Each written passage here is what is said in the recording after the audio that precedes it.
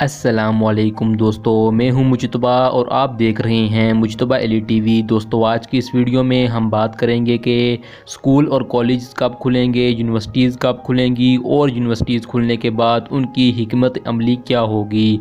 तो शुरू करते हैं आज की इस इंटरेस्टिंग वीडियो को।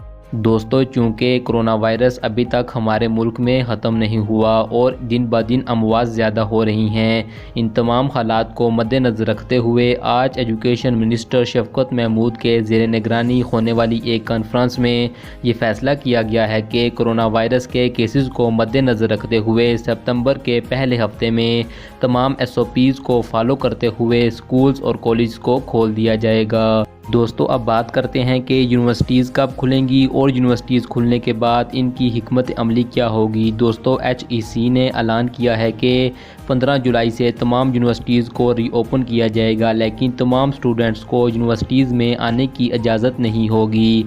यूनिवर्सिटीज़ में स्टूडेंट्स को मल्टीपल फेसेस में बुलाया जाएगा।